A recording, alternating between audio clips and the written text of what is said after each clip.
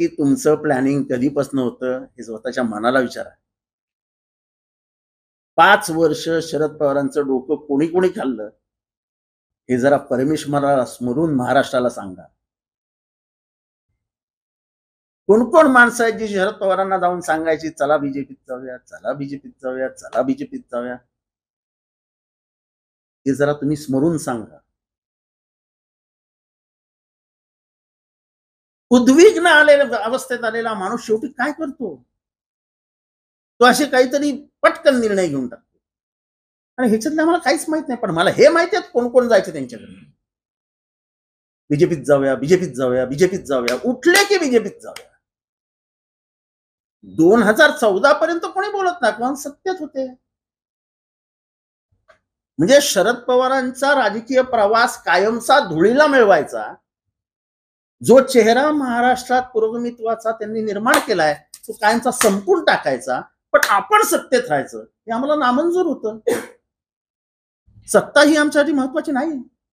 सत्ता ही लोकांच्या सेवा करण्यासाठी एक रस्ता आहे.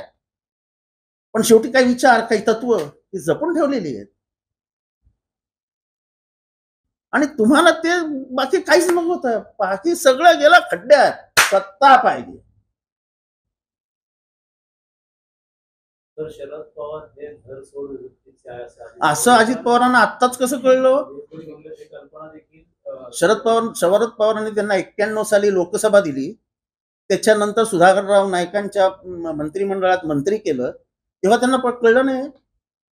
1999 साली ते 2014 सालापर्यंत सातत्याने सगळं देत गेले. तेव्हा त्यांना कळलं नाही. अहो दुसरा कोण बोलला तर ठीक आहे. हो आपण स्वयं आपण म्हणजे संघटना तुमच्या ताब्यात, सरकार तुमच्या ताब्यात, निर्णय तुमच्या ताब्यात. हे कोणी दिलं तुम्हाला सगळे अधिकार?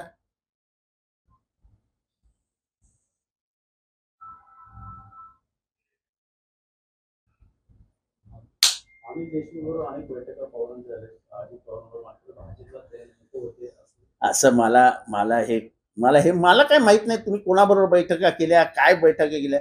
माझ्या बरोबर ना बोलणं झालं, ना माझ्या बरोबर फोन झाले, ना माझ्याबरोबर कुठली चर्चा झाली आणि कोणाचीच झाली नाही.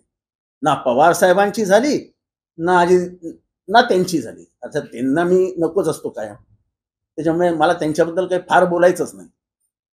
पण उगाच आमची नाव घेऊन आले. मी बैठक घेतली, मग आंदोलन सुरू झाली. मी आंदोलन करण्यासाठी कोणाची परवानगी मागत नाही. अगदी शरद पवारांची सुद्धा मागत नाही. आंदोलन करायचा हा माझा तत्वाचा भाग. पटलं तिथे आंदोलन करीन, नाही पटलं तिथे नाही करणार. आंदोलन या बळजबरीने होत नाही ना. आंदोलन हिम्मत लागते करायला. ही जे स्क्रिप्ट आहे, एकनाथ शिंदे किंवा त्यांचे लोक जे बोलत आहेत, अजितदादा किंवा त्यांचे लोक बोलत आहेत, हे स्क्रिप्टेड आहे. ज्याला म्हणतो ना, हे लिहून दिलेलं आहे. आणि ही भाजपची भूमिका आहे. जेव्हा आपण एखाद्याचा पराभव करू शकत नाही, जेव्हा तुम्ही उद्धव ठाकरे आणि शिवसेनेचा पराभव करू शकत नाही, जेव्हा तुम्ही माननीय शरद पवार उद्धव ठाकरे यांचा पराभव करू शकत नाही, तेव्हा ही भाजपची नीती आहे. आधी त्यांचा पक्ष फोडा, घर फोडा, आणि त्यात नाही तर कॅरेक्टर ॲसॅसिनेशन, चारित्र्य हनन करा, अशा प्रकारचं धोरण हे पूर्वी अल कायदा ही टेररिस्ट संघटना पण करत होती.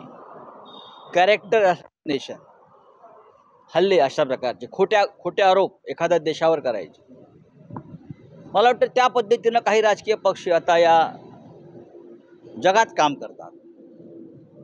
जसं मी अलीकडच्या काही युद्धामध्ये बघितलं, खोटे आरोप करणं, खोट्या भूमिका मांडणं. आम्ही सगळे त्यातून गेलेलो आहोत. माननीय शरद पवार असतील, माननीय उद्धव ठाकरे असतील, यांच्या बाबतीत नेमकं भारतीय जनता पक्षानं हेच केलेलं आहे.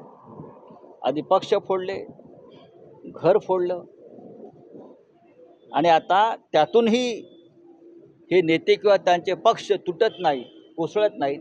मग त्यांचं चारित्र्य हनन, कॅरेक्टर ॲसॅसिनेशन हे करण्याची सुरुवात आहे प्रत्येकावर. आम्ही त्या सगळ्याला सामोरं जाऊ आणि उभे राहू. बघा, अजितदादाने एक त्यांचा मार्ग स्वीकारलेला आहे. त्यानंतर मिंदे गटानं त्यांचा एक मार्ग स्वीकारला आहे. त्यांनी त्यांचं युद्ध करावं ना, त्यांनी त्यांचं राजकारण करावं. पण उद्धव ठाकरे हजर आहेत, शरद पवार हजर आहेत आणि भारतीय जनता पक्ष सांगताय. म्हणजे हे शिंदे आणि पवार सांगत नाही आहेत, अजित पवार. ही BJPची भूमिका आहे, पक्ष आमचा आहे.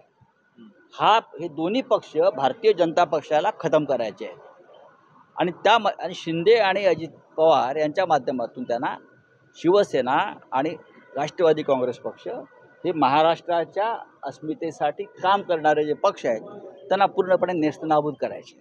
पण ते शक्य नाही. आम्ही त्या सगळ्या पडझडीतून उभे राहिलेलो आहोत. आम्ही आता आमचा जो मार्ग आहे तो विजयाच्या दिशेने सुरू आहे. 2024ला या महाराष्ट्रात आणि दिल्लीमध्ये आमचं राज्य येणार.